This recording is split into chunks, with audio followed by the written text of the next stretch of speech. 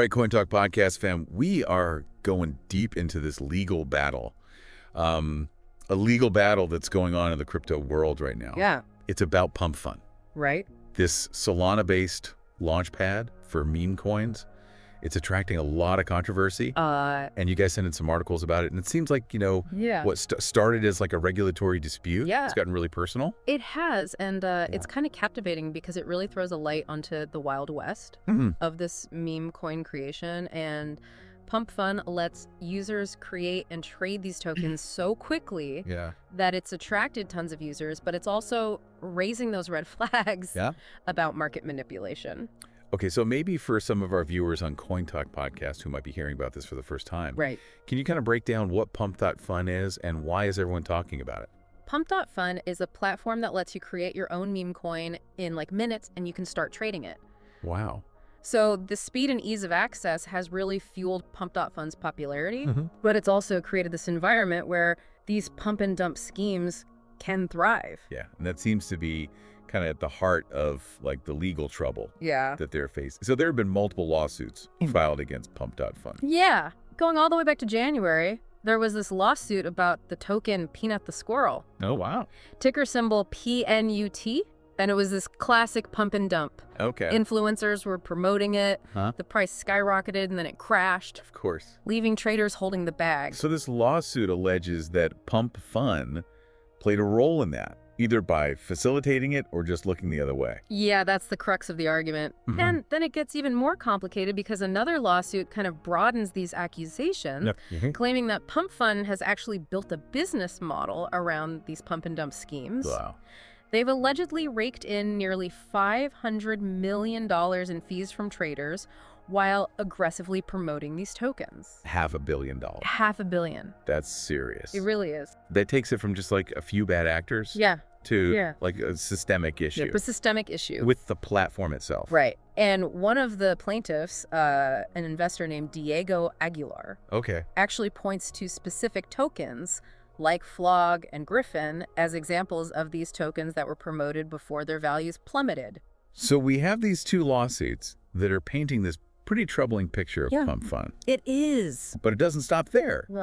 Burwick Law, the law firm representing these plaintiffs, didn't just file these lawsuits.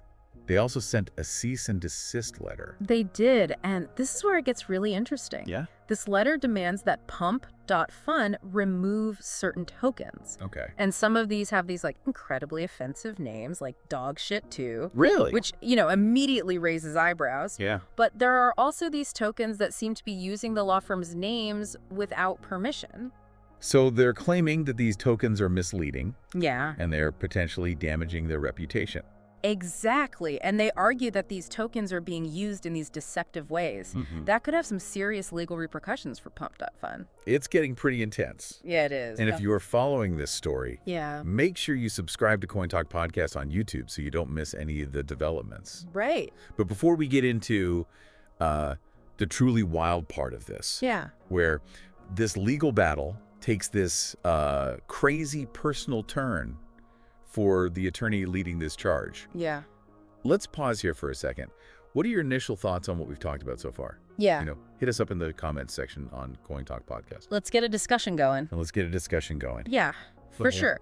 It's kind of crazy how, like, a case that starts with, like, these financial and regulatory concerns takes this dark turn and gets really personal. It's true. Like it almost feels like it's straight out of a movie or something. Yeah. This attorney, Max Burwick, who has been like the spearhead for these lawsuits against Pump Fun, is now saying that he and his family are being harassed and intimidated through the platform. Yeah, it's a disturbing twist. It really is. And it's kind of concerning because this guy's like becoming a prominent figure in the crypto legal space. Yeah. So if this can happen to him, it really makes you think about the safety and security of other attorneys who might be like going after some of these powerful entities. Right. So let's get into like the specifics of how they're going after him. So like, how is Pump Fun allegedly targeting Burwick and his family?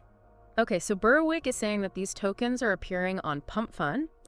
That use the names and even images of his family members. Wow. And it goes way beyond like just memes. Like some of these tokens use really offensive language. Oh, wow. And specifically target Burwick's cognitively disabled sister. Oh my God. And his widowed mother. That's awful. To go after someone professionally is one thing. Yeah. But to like bring their family into it, especially like vulnerable family members, is totally different. just a whole other level. Yeah, it's a new low. Yeah. Burwick has said that he's not gonna stand for this, and he's filed a police report calling for a criminal investigation into this. And he also mentioned something about these offensive tokens being used for fundraising. Right. What's the deal with that? So this is another part of it that's just really gross. Okay. Burwick's saying that these tokens are being used for fundraising efforts that are designed to make people think the money's going to his family. Wow. But it's not. That's crazy. Yeah, it's like they're capitalizing on this whole situation and deceiving people who might be sympathetic to his family. It just makes you wonder, who is behind this? Right. Is it just random people on Pump.Fun, or is there an organized effort to silence Burwick? Yeah. And discourage these other lawsuits? It's a good question. That's something investigators will need to look into. But this case really highlights the dark side of, decentralization and this anonymity. Right. These can be powerful tools for innovation, but they can also be weaponized to harass and manipulate and exploit. It's true, and it really brings up this idea that with great power comes great responsibility. Exactly. And we need to have these conversations about ethics in the crypto community. Yeah. If we want crypto to go mainstream, we can't just ignore these issues. Exactly. We need to foster a culture of responsibility. Yeah. I think this case is like a wake-up call. It's a big one. It is. Yeah. For everyone. It really shows the dark side of crypto, and we got to do something about it. This is crucial for anyone who's following the crypto space. Right. And if you want to stay informed about this, make sure you subscribe to CoinTalk Podcast on YouTube. Absolutely. Hit that notification bell so you don't miss any of our videos. Yes. But let's get back to this Pump Fund situation. Yeah. So despite all this personal pressure and the attacks on his family, Burwick has said he's not backing down. He's not. He's made it very clear that he will not be intimidated. And he's going to keep representing his clients. Yeah. And he's talked about how this is impacting his family, Yeah. especially his sister, who doesn't even really understand what's going on. Oh, that's so sad. It is. It adds this whole human dimension to an already complex case. This is a case with a lot of layers. It is. And it brings up a lot of questions. There are lots of questions. But before we dive into the potential outcomes of all this, we want to hear from you, the CoinTalk Podcast community. Yeah. What are your thoughts on what we've discussed so far? Exactly. Head over to the comments section on our YouTube channel. Right. And share your perspective. Welcome back to CoinTalk Podcast. Yes. We are unpacking this crazy situation with Pump.Fun. Yeah, it's wild. We've got these lawsuits. Yeah. A cease and desist letter. Right. And then these personal attacks against the attorney. Yeah. It's just a lot.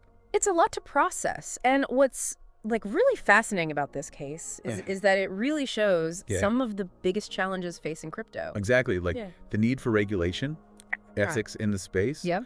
And then how do you balance innovation with protecting people? Right. Because on the one hand, you have this amazing technology that can totally change finance and give people more control over their money. Yeah. But then at the same time, you've got people using that same technology to scam people and manipulate markets and just harass people. It's like the Wild West out there. We're still trying to figure out the rules. Yeah, we are. And this whole Pump Fund thing feels like it could set some major precedents. It really does. The results of these lawsuits and this criminal investigation could change how meme coin launchpads and similar platforms are regulated. Right. And it could force the industry to actually confront this issue. Absolutely. Of online harassment. Yeah. And figure out how to stop it. Yeah. And the question is, how much responsibility do these platforms have? Right. To moderate content and stop this from happening? Yeah, that's a tough one. It is. It's complicated. Yeah. We don't want to limit innovation or make regulations so strict that it kills the creativity. Yeah. But you have to protect users. Right. And I think this case shows that we need a really careful approach to regulation in crypto. We want to encourage the creativity that led to all this innovation. For sure. But it can't come at the cost of people's safety. Exactly. How do you even regulate something that's decentralized and anonymous? It's a challenge. It is. But I think this pump fun situation could lead to some real change. Okay. Like, we might see more pressure on platforms to make people verify their identities and do better content moderation, or even create better ways to handle disputes. It's interesting because this is bigger than the usual debates about crypto regulations. It is. This is about harassment and potentially criminal stuff. Right. It makes us think about how our legal system can deal with these issues in this fast-paced world of crypto. This has been a wild deep dive. It has. And we'll keep following it closely here on CoinTalk Podcast. Make sure you hit subscribe. Yes. And turn on notifications so you don't miss anything. And we want to hear from you. Yes. What are your thoughts on this pump.fun thing? Yeah. How do you think we can protect users from harassment, but still encourage innovation in crypto? Right. Head over to the comments on CoinTalk Podcast, on our YouTube channel, CoinTalk Podcast, and share your thoughts. And hey, while you're there, give this video a like. Yes. And share it with your friends. Let's keep this conversation going. Absolutely. All right. Until next time, stay informed. Yes. Stay engaged. And keep on diving deep into the world of crypto. For sure.